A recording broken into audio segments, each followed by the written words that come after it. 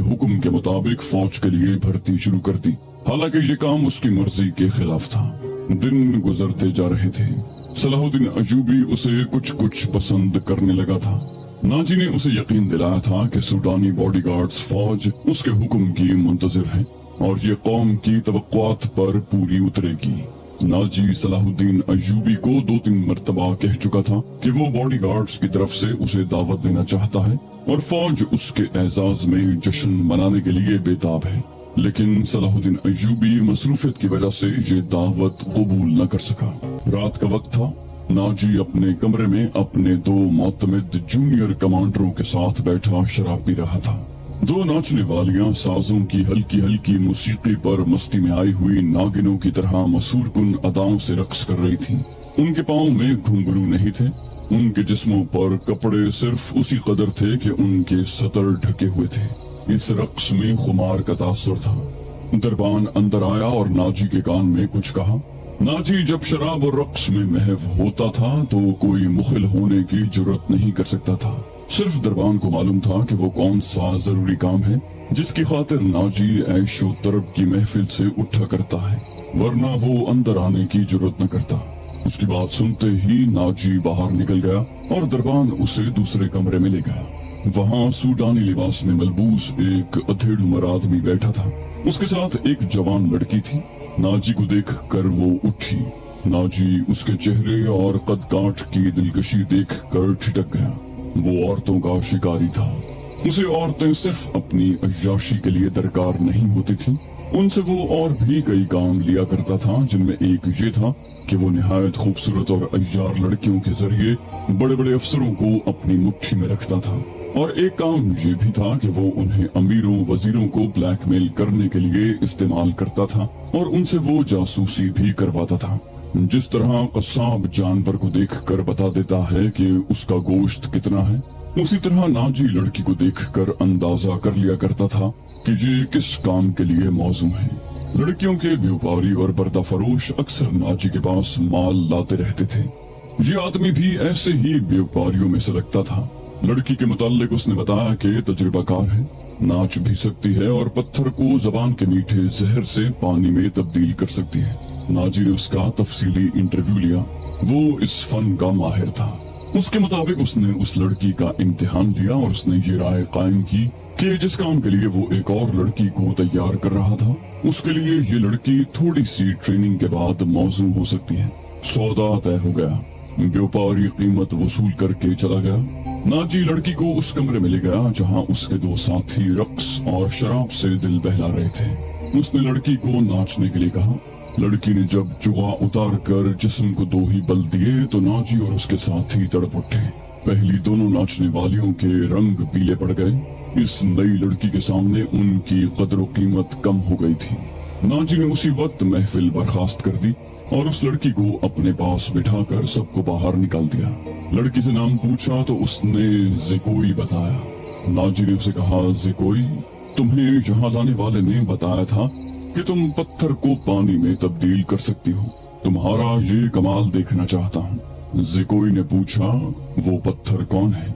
Nazi ने जवाब दिया, नया अमीर मिस्र, वो सालार आजम भी है। ज़िकोई ने पूछा, सलाहुद्दीन अय्यूबी? नाजी ने कहा, हाँ, सलाहुद्दीन अय्यूबी। अगर तुम उसे पानी में तब्दील कर दो तो हमारी तलवार गैरों के लिए है।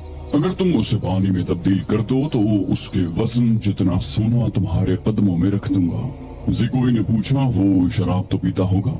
नाजी ने जवाब दिया, नहीं। शराब, औरत, नाच गाने और तफरीह से वो उतनी ही नफरत करता है जितनी हर मुसलमान खिंजीर से करता है। ज़िकोई ने कहा, मैंने सुना था कि आपके पास लड़कियों का ऐसा तिलिस्म है जो नील की रवानी को रोक लेता है। क्या वो तिलिस्म बेकार हो गया? नाजी ने कहा, मैंने अभी आजमाया नहीं। ये काम तुम कर सकती हो। मैं सलाहुद्दीन अय्यूबी की आदतों के मुताल्लिक तुम्हें बहुत कुछ बताऊंगा। ज़िकोई ने पूछा, क्या आप उसे जहर देना चाहते हैं? नाजी ने जवाब दिया, अभी नहीं। मेरी उसके साथ कोई दुश्मनी नहीं। मैं सिर्फ ये चाहता हूँ कि वो एक बार किसी तुम जैसी लड़की के जाल में फंस जाए, फिर मैं उसे अपने पास बिठाकर शराब पिलाऊंगा। अगर उसे कत्ल करना मकसूद होता तो मैं ये काम हैशिशीन से निहायत आसानी से करवा सकता था। ज़िकोई ने कहा, यानी आप उसके साथ दुश्मनी नहीं दोस्ती करना चाहते हैं। इतना बरजस्ता जुमला सुनकर नाजी चंद लम्हे लड़की को देखता रहा। वो उसकी तवक्को से ज्यादा ज़हीन थी। नाजी ने उसके मुलायम बालों पर हाथ फेर कर कहा, हाँ ज़िकोई, मैं उसके साथ दोस्ती करना चाहता हूँ, ऐसी दोस्ती कि वो मेरा हम निवाला और हम प्याला बन जाए। आगे मैं जानता हूँ कि मुझे उससे क्या काम लेना है। फिर नाजी ने जरा सोच कर कहा, लेकिन मैं तुम्हें ये भी बता देना जरूरी समझता हूँ कि एक जादू सलाहुद्दीन अय्यूबी के हाथ में भी है। अगर तुम्हारे हुस्न और नाजो अंदाज पर उसका जादू चल गया तो मैं तुम्हें जिंदा नहीं रहने दूंगा। अगर तुमने मुझे धोखा दिया तो तुम एक दिन से ज्यादा जिंदा नहीं रह सकोगी। सलाहुद्दीन अय्यूबी तुम्हें मौत से बचा नहीं सकेगा। तुम्हारी जिंदगी और मौत मेरे हाथ में है। तुम मुझे धोखा नहीं दे सकोगी, इसीलिए मैंने तुम्हारे साथ खुलकर बातें की हैं। वरना मेरे रुतबे और हैसियत का आदमी एक पेशेवर लड़की के साथ पहली मुलाकात में ही ऐसी बातें कभी न करता। ज़िकोई ने कहा, ये आपको आने वाला वक्त बताएगा कि कौन किसको धोखा देता है। मुझे ये बताइए कि सलाहुद्दीन अय्यूबी तक मेरी रसाई किस तरह होगी। नाजी ने कहा, मैं उसे एक जश्न में बुला रहा हूँ। उसे रात अपने यहाँ रखूंगा और तुम्हें उसकी ख्वाबगाह में दाखिल कर दूंगा। मैंने तुम्हें इसी मकसद के लिए बुलाया है। ज़िकोई ने कहा, आगे मैं संभाल लूंगी। वो रात गुजर गई और फिर कई रातें गुजर गईं। सलाहुद्दीन अय्यूबी इंतजामी कामों और नई फौज तैयार करने में इतना मसरूफ रहा कि नाजी की दावत कबूल करने का वक्त न निकाल सका। अली बिन सफियान ने उसे नाजी के मुतालिक जो रिपोर्ट दी उससे वो परेशान हो गया। उसने अली बिन सफियान से कहा, तो इसका मतलब ये है कि ये शख्स सलीबियों से ज्यादा खतरनाक है। अली बिन सफियान ने कहा, ये एक सांप है जिसे मिस्र की अमारत आस्तीन में पाल रही है। अली बिन सफियान ने नाजी की तखरीबकारी की तफसील सुनाई कि उसने किस तरह किस बड़े आदमी को अपने हाथ में लिया और इंतजामिया में मनमानी करता रहा। फिर कहा, और जिस सूडानी सिपाह का वो सालार है वो हमारी बजाय उसकी वफादार है। क्या आप उसका कोई इलाज सोच सकते हैं? सलाहुद्दीन अय्यूबी ने जवाब दिया, सिर्फ सोच ही नहीं सकता, इलाज शुरू कर चुका हूँ। मिस्र से जो सिपाह भर्ती की जा रही है उसे मैं सूडानी मुहाफिजों में गडमड कर दूंगा। फिर ये फौज सूडानी होगी ना मिस्री। नाजी की ये ताकत बिखर कर हमारी फौज में जज्ब हो जाएगी। नाजी को मैं उसके सही ठिकाने पर ले आऊंगा। अली बिन सफियान ने कहा, और मैं ये भी वसूख से कह सकता हूँ कि उसने सलीबियों के साथ भी गठजोड़ कर रखा है। आप सल्तनत इस्लामिया को एक मजबूत मरकज पर लाकर इस्लाम को वुसअत देना चाहते हैं, मगर नाजी आपके ख्वाब को दीवाने का ख्वाब बना रहा है। सलाहुद्दीन अय्यूबी ने कहा, तुम इस सिलसिले में क्या कर रहे हो? अली बिन सफियान ने कहा, वो मुझ पर छोड़ें, मैं जो कुछ करूंगा वो आपको साथ साथ बताता रहूंगा।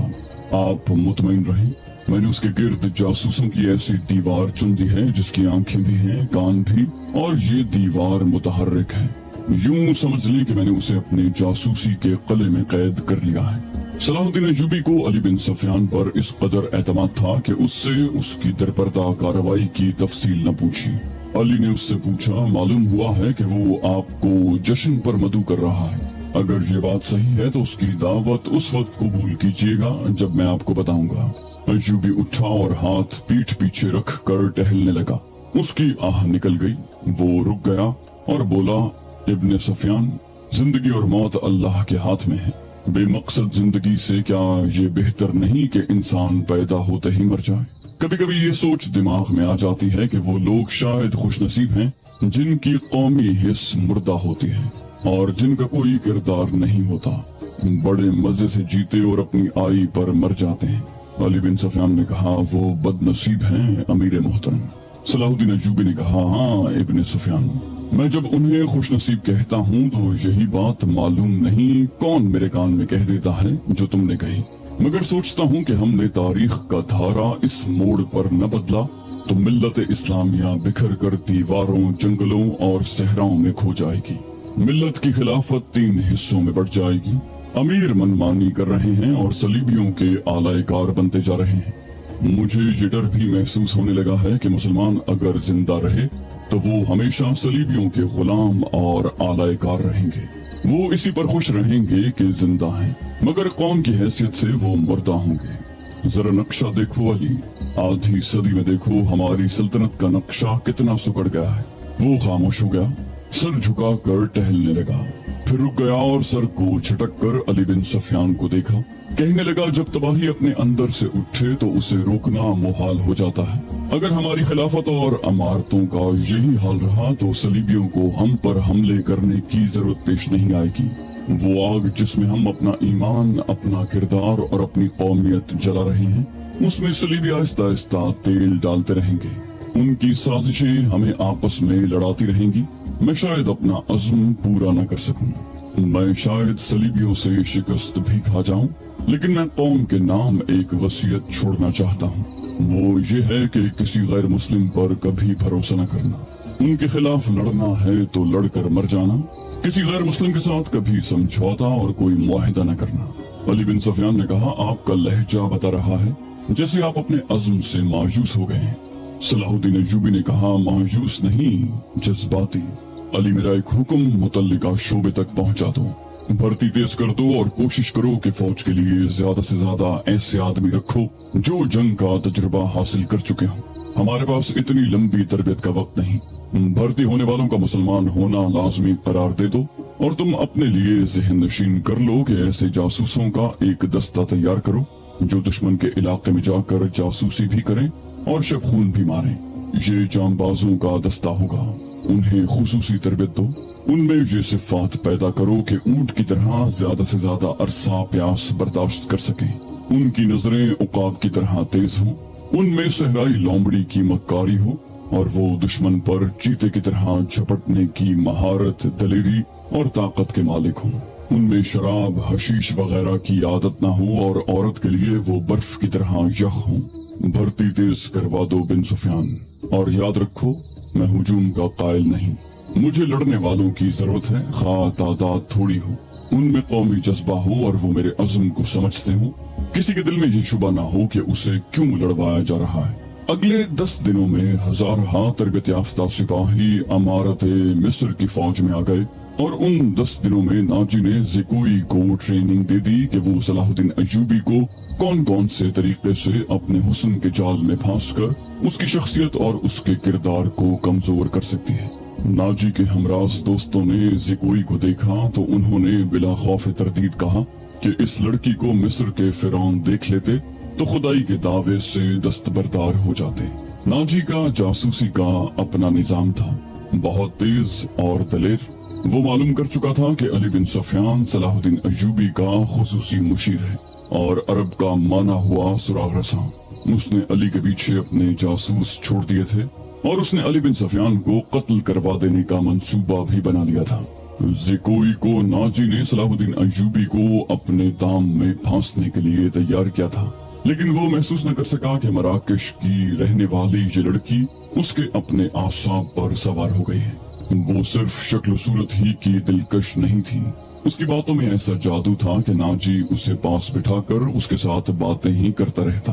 اس نے ان 2 ناچنے گانے والی لڑکیوں سے نگاہیں پھیری تھیں جو اس کی منظور نظر تھیں۔ 3-4 راتوں سے اس نے ان لڑکیوں کو اپنے کمرے میں نہیں بلایا تھا۔ ناجی سونے کے انڈے دینے والی مرغی تھی جو ان کے قبضے سے نکل کر زکوئی کی آغوش میں انڈے دینے لگی تھی۔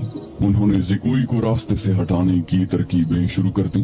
وہ آخر اس نتیجے پر پہنچی کہ اسے قتل کروا دیا جائے، مگر اسے قتل کرانا ممکن نظر نہیں آتا تھا، کیونکہ ناجی نے اسے جو کمرہ دے رکھا تھا اس پر 2 محافظوں کا پہرا رہتا تھا۔ اس کے علاوہ یہ دونوں لڑکیاں اس مکان سے بلا اجازت باہر نہیں جا سکتی تھیں جو ناجی نے انہیں دے رکھا تھا۔ انہوں نے حرم کی خادمہ عورتوں میں سے ایک کو اعتماد میں لینا شروع کر دیا۔ وہ اس کے ہاتھوں زکوئی کو زہر دینا چاہتی تھی۔ علی بن سفیان نے صلاح الدین ایوبی کا محافظ دستہ بدل دیا۔ یہ سب امیر مصر کے پرانے باڈی گارڈ تھے۔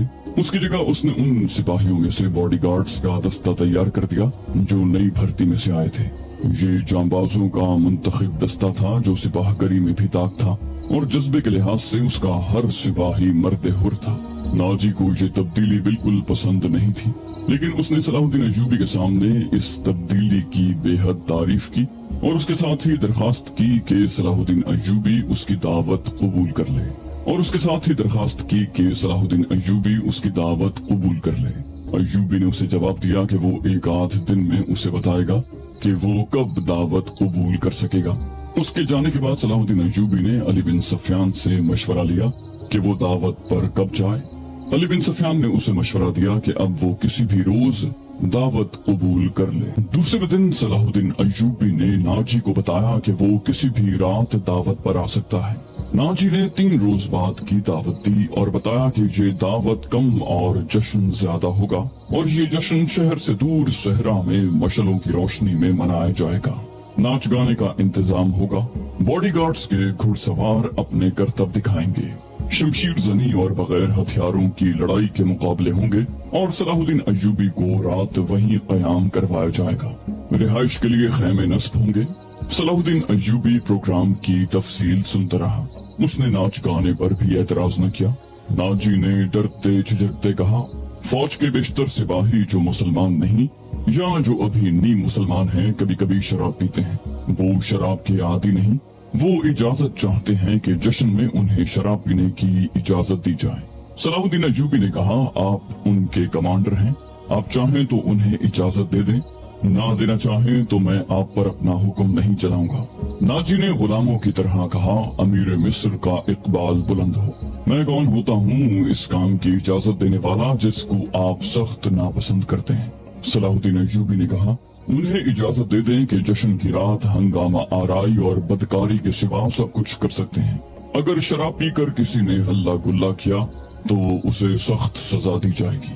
یہ خبر جب صلاح الدین ایوبی کے اسٹاف تک پہنچی کہ ناجی صلاح الدین ایوبی کے اعزاز میں جو جشن منعقد کر رہا ہے اس میں ناچ گانا ہوگا اور شراب بھی پی جائے گی، اور صلاح الدین ایوبی نے اس جشن کی دعوت ان خرافات کے باوجود قبول کر لی ہے، تو سب حیرت سے ایک دوسرے کا منہ دیکھنے لگے۔ کسی نے کہا کہ ناجی جھوٹ بولتا ہے، وہ دوسروں پر اپنا روک ڈالنا چاہتا ہے، اور کسی نے یہ رائے دی کہ ناجی کا جادو صلاح الدین ایوبی پر بھی چل گیا ہے۔ یہ رائے ان سربراہوں کو پسند آئی جو ناجی کے حملے والا ہم پیالہ تھے۔ صلاح الدین ایوبی نے چارج لیتے ہی ان کے لیے عیش و عشرت، شراب نوشی اور بدکاری جرم قرار دے دی تھی۔ اس نے ایسا سخت ڈسپلن رائج کر دیا تھا کہ کسی کو پہلے کی طرح فرائض سے کوتاہی کی ضرورت نہ ہوتی۔ وہ اس پر خوش تھے کہ آج نئے امیر مصر نے کسی دعوت میں شراب اور رقص کی اجازت دے دی ہے، تو کل پرسوں وہ خود بھی ان رنگینیوں کا رسیا ہو جائے گا۔ صرف علی بن سفیان تھا جسے معلوم تھا کہ صلاح الدین ایوبی نے خرافات کی اجازت کیوں دی ہے۔ جشن کی شام آ گئی۔ ایک تو چاندنی رات تھی، صحرا کی چاندنی اتنی شفاف ہوتی ہے کہ ریت کے ذرے بھی نظر آ جاتے ہیں۔ دوسرے ہزارہ مشلوں نے وہاں صحرا کی ریت کو دن بنا دیا تھا۔ باڈی گارڈز کا ہجوم تھا جو ایک وسیع میدان کے گرد دیواروں کی طرح کھڑا تھا۔ ایک طرف صلاح الدین ایوبی کے بیٹھنے کے لیے جو مسند رکھی گئی تھی وہ کسی بہت بڑے بادشاہ کا تخت معلوم ہوتی تھی۔ اس کے دائیں بائیں بڑے رتبوں کے مہمانوں کی نشستیں تھیں۔ اس وسیع و عریض تماشا گاہ سے تھوڑی دور مہمانوں کے لیے نہایت خوبصورت خیمے نصب تھے۔ ان سے ہٹ کر ایک بڑا خیمہ صلاح الدین ایوبی کے لیے نصب کیا گیا تھا جہاں اسے رات بسر کرنی تھی۔ علی بن سفیان نے سورج غروب ہونے سے پہلے وہاں جا کر اس خیمے کے ارد گرد محافظ کھڑے کر دیے تھے۔ جب علی بن سفیان وہاں محافظ کھڑے کر رہا تھا، ناجی زکوئی کو آخری ہدایات دے رہا تھا۔ اس شام زکوئی کا حسن کچھ زیادہ ہی نکھر آیا تھا۔ اس کے جسم سے ایسے عطر کی بھینی بھینی بو اٹھ رہی تھی جس میں سحر کا تاثر تھا۔ اس نے بال اوریاں کندھوں پر پھیلا دیے تھے، سفید کندھوں پر سیاہی مائل بھورے بال زاہدوں کی نظروں کو گرفتار کرتے تھے۔ اس کا لباس اس قدر باریک تھا کہ اس کے جسم کے تمام نشیب و فراز صاف نظر آتے تھے۔ اس کے ہونٹوں پر قدرتی تبسم اد کھلی کلی کی مانند تھا۔ ناجی نے اسے سر سے پاؤں تک دیکھا اور کہا، صلاح الدین ایوبی پر تمہارے جسمانی حسن کا شاید اثر نہ ہو، اپنی زبان استعمال کرنا۔ وہ سبق بھولنا نہیں جو میں اتنے دنوں سے تمہیں پڑھا رہا ہوں، اور یہ بھی نہ بھولنا کہ اس کے پاس جا کر اس کی لونڈی نہ بن جانا، انجیر کا وہ پھول بن جانا جو درخت کی چوٹی پر نظر آتا ہے مگر درخت پر چڑھ کر دیکھو تو غائب ہو جاتا ہے۔ اسے اپنے قدموں میں بٹھا لینا۔ मैं तुम्हें यकीन दिलाता हूँ कि तुम उस पत्थर को पानी में तब्दील कर लोगी। इसी सरजमीन में क्लियोपेत्रा ने सीजर जैसे मर्द आहन को अपने हुस्न और जवानी से पिघलाकर मिस्र की रेत में बहा दिया था। क्लियोपेत्रा तुमसे ज्यादा खूबसूरत नहीं थी। मैंने तुम्हें जो सबक दिए हैं वो क्लियोपेत्रा की चालें थीं। औरत की ये चालें कभी नाकाम नहीं हो सकती। ज़िकोई मुस्कुरा रही थी और बड़े गौर से सुन रही थी। मिस्र की रेत ने एक और क्लियोपेत्रा को हसीन नागिन की तरह जन्म दिया था। मिस्र की तारीख अपने आप को दोहराने वाली थी। सूरज गुरूब हो गया तो मशालें जल उठी। सलाहुद्दीन अय्यूबी घोड़े पर सवार आ गया। उसके दाएं बाएं आगे और पीछे उसके उन मुहाफिजों के घोड़े खड़े थे जो अली बिन सुफियान ने मुंतखब किए थे। उसी दस्ते में से उसने 10 मुहाफिज शाम से पहले ही यहाँ लाकर सलाहुद्दीन अय्यूबी के खेमे के गिर्द खड़े कर दिए थे। साजों ने दफ की आवाज पर इस्तकबालिया धुन बजाई और सहरा अमीर मिस्र सलाहुद्दीन अय्यूबी जिंदाबाद के नारों से गूंजने लगा। नाजी ने आगे बढ़कर इस्तकबाल किया और कहा, आपके जानिसार अजमत इस्लाम के पासबान आपको बसर चश्म खुशामदीद कहते हैं। उनकी बेताबियां और बेकरारियां देखिए, आपके इशारे पर कट मरेंगे। और खुशामद के लिए उसे जितने अल्फाज याद आए उसने कह डाले। जो ही सलाहुद्दीन अय्यूबी अपनी शाहाना नशिस्त पर बैठा, सरपट दौड़ते घोड़ों की टापों की आवाजें सुनाई दी। घोड़े जब मशलों की रोशनी में आए तो सबने देखा कि 4 घोड़े दाएं से और 4 बाएं से दौड़े आ रहे थे। हर एक पर एक एक सवार था। उनके पास हथियार नहीं थे। वो एक दूसरे के आमने सामने आ रहे थे। साफ जाहिर था कि वो टकरा जाएंगे। किसी को मालूम नहीं था कि वो क्या करेंगे। वो एक दूसरे के करीब आए तो दोनों फरीकों के सवार रिकाबों में पांव जमा कर खड़े हो गए। फिर उन्होंने लगामें एक एक हाथ में कर ली और दूसरे बाजू फैला दिए। दोनों अतराफ के घोड़े बिल्कुल आमने सामने आ गए और सवारों की दोनों पार्टियां एक दूसरे से उलझ गईं। सवारों ने एक दूसरे को पकड़ने और घोड़े से गिराने की कोशिश की। जब घोड़े आगे निकल गए तो 2 सवार जो घोड़ों से गिर पड़े थे रेत पर कलाबाजियां खा रहे थे। एक तरफ के एक सवार ने दूसरी तरफ के एक सवार को एक बाजू में जकड़कर उसे घोड़े से उठा लिया उसे अपने घोड़े पर डालकर ले जा रहा था। हुजूम ने इस कदर शोर बरपा किया कि अपनी आवाज अपने आप को भी नहीं सुनाई देती थी। ये सवार अंधेरे में गायब हुए तो दोनों तरफ से 4-4 और घोड़े आए और उसी तरह मुकाबला हुआ। इस तरह 8 मुकाबले हुए और उसके बाद शुतर सवार आए। फिर घुड़सवारों और शुतर सवारों ने सवारी के मुताद्दिद करतब दिखाए। उसके बाद तेगजनी और बगैर हथियारों की लड़ाई के मुजाहिरे हुए जिनमें कई एक सिपाही जख्मी हो गए। सलाहुद्दीन अय्यूबी शजाअत और बेखौफी के मुजाहिरों और मुकाबलों में जज्ब होकर रह गए थे। उन्हें ऐसी ही बहादुर फौज की जरूरत थी। उन्होंने अली बिन सुफियान के कान में कहा, अगर इस फौज में इस्लामी जज्बा भी हो तो मैं सिर्फ इसी फौज से सलीबियों को घुटनों में बिठा सकता हूँ। अली बिन सुफियान ने वही मशवरा दिया जो वो पहले भी दे चुका था। उसने कहा, अगर नाजी से कमान ले ली जाए तो जज्बा भी पैदा हो जाएगा। मगर सलाहुद्दीन अय्यूबी नाजी जैसे ज़हीन और तजुर्बाकार सालार को सुबदोश करने की बजाय सुधार कर राह हक पर लाना चाहता था। वो उस जश्न में अपनी आंखों यही देखने आया था कि ये फौज किरदार के लिहाज से कैसी है। उसे नाजी की इस दरखास्त से ही मायूसी हो गई थी कि उसके सिपाही और कमांदार शराब पीना चाहते हैं और नाच गाना भी। सलाहुद्दीन अय्यूबी ने उसकी दरखास्त इस वजह से मंजूर की थी कि वो देखना चाहता कि ये लश्कर किस हद तक ऐशो इशरत में डूबा हुआ है। बहादुरी, शहसवारी और तेगजनी वगैरह के मुजाहिरों और मुकाबलों में तो ये फौज अस्करी और जंगी मयार पर पूरी उतरती, मगर खाने का वक्त आया तो ये फौज बदतमीजों, बलानोश और हंगामा परवर लोगों का बेकाबू हुजूम। खाने का इंतजाम वसीओ अरीज मैदान में किया गया था। एक तरफ फौज के कमोबेश 2000 आदमियों के लिए खाना चुना गया था और उनसे जरा दूर सलाहुद्दीन अय्यूबी और दीगर बड़े मेहमानों के खाने का इंतजाम था। सैकड़ों सालम दुम्बे और बकरे, ऊंटों की सालम राने और हजारों मुर्ग रोस्ट किए गए थे। दीगर लवाजमात का कोई शुमार न था और सिपाहियों के सामने शराब के छोटे छोटे मशकीजे और सुराहियां रख दी गई थी। सिपाही खाने और शराब पर टूट पड़े, गटागट शराब चढ़ाने लगे और मार का आराई हो। सलाहुद्दीन अय्यूबी ये मंजर देख रहा था और खामोश था। उसके चेहरे पर कोई ऐसा तासुर नहीं था जो ये जाहिर करता कि वो क्या सोच रहा है। उसने नाजी से सिर्फ इतना पूछा, 50,000 फौज में से आपने ये सिपाही दावत के लिए किस तरह मुंतखब किए थे? क्या ये आपके बदतरीन सिपाही हैं? नाजी ने गुलामाना लहजे में कहा, नहीं अमीर मिस्र, ये 2000 अस्करी मेरे बेहतरीन आदमी हैं। आपने इनके मुजाहरे देखे हैं, इनकी बहादुरी देखी है। मैदान जंग में ये जिस जांबाजी का मुजाहरा करेंगे वो आपको हैरान कर देगा। आप इनकी बदतमीजी को न देखें, ये आपके इशारे पर जाने कुर्बान कर देंगे। मैं इन्हें कभी कभी खुली छुट्टी दे दिया करता हूँ ताकि मजे से पहले दुनियाए रंगोबू से पूरा लुत्फ उठा लें। सलाहुद्दीन अय्यूबी ने इस इस्तदलाल के जवाब में कुछ भी न कहा। नाजी जब दूसरे मेहमानों की तरफ मुतवज्जे हुआ तो सलाहुद्दीन अय्यूबी ने अली बिन सफियान से कहा, मैं जो देखना चाहता था वो देख लिया।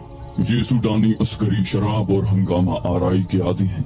तुम कहते हो कि इनमें जज्बा नहीं, मैं देख रहा हूँ कि उनमें किरदार भी नहीं है। इस फौज को अगर तुम मैदान जंग में ले गए तो ये लड़ने की बजाय अपनी जान बचाने की फिक्र करेंगे और माले गनीमत लूटेगी और मफ्तूह की औरतों के साथ वहशियाना सलूक करेगी।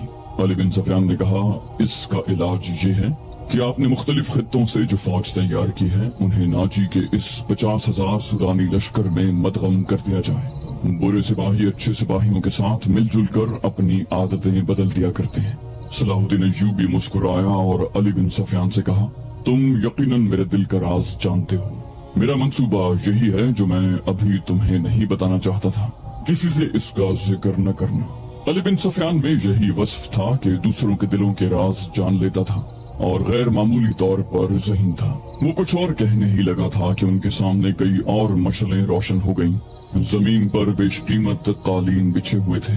शहनाई और सारंग का ऐसा मीठा और पुरसोज नगमा उभरा कि मेहमानों पर सन्नाटा तारी हो गया। एक तरफ से नाचने वालियों की कतार नमूदार हुई। 20 लड़कियां ऐसे बारीक और नफीस लिबास में मलबूस चली आ रही थीं, जिनमें उनके जिस्मों का अंग अंग नजर आ रहा था।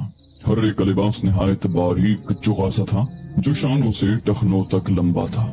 उनके बाल खुले हुए थे और उसी रेशम का हिस्सा नजर आते थे जिसका उन्होंने लिबास पहन रखा था। सहरा की हल्की हल्की हवा से और लड़कियों की चाल से ये ढीला ढाला लिबास हिलता था तो यूं लगता था जैसे फूलदार पौधों की डालियां फजा में तैरती आ रही। हर एक के लिबास का रंग जुदा था। हर एक की शक्ल सूरत एक दूसरी से मुख्तलिफ थी, लेकिन हुस्न और जिस्म की लचक में सब एक जैसी थी। उनके मरमरी बाजू उरियां थे। वो चलती आ रही थी लेकिन कदम उठते नजर नहीं आते थे। वो हवा की लहरों की मानिंद आ रही थी।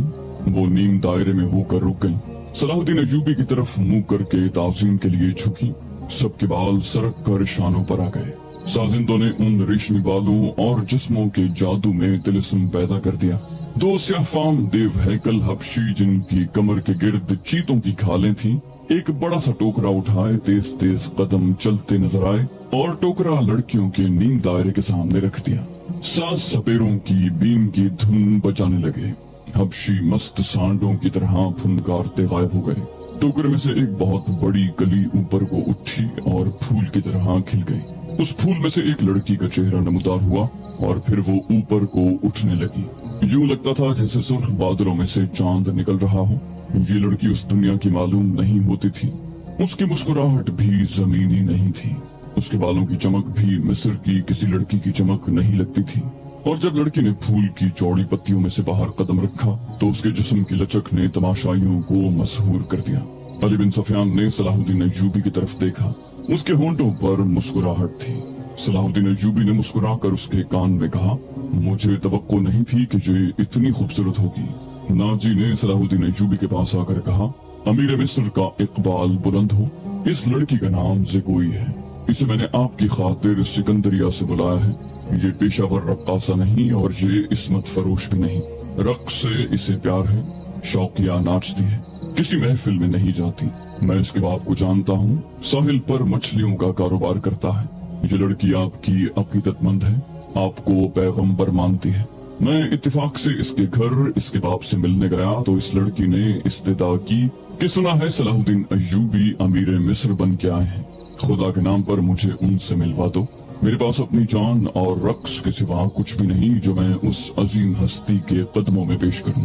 काबिल सद एहतराम अमीर, میں نے آپ سے رقص و سرور کی اجازت اس لیے مانگی تھی کہ اس لڑکی کو آپ کے حضور پیش کرنا چاہتا تھا۔ صلاح الدین ایوبی نے کہا، آپ نے اسے بتایا تھا کہ میں اپنے سامنے کسی لڑکی کو رقص اور عریانی کی حالت میں نہیں دیکھ سکتا۔ یہ لڑکیاں جنہیں آپ ملبوس لائے ہیں بالکل ننگی ہیں۔ ناجی نے کھسیانہ ہو کے جواب دیا، عالی مقام، میں نے بتایا تھا کہ امیر مصر رقص کو ناپسند فرماتے ہیں، لیکن یہ کہتی تھی کہ وہ میرا رقص پسند کریں گے کیونکہ میرے رقص میں دعوت گناہ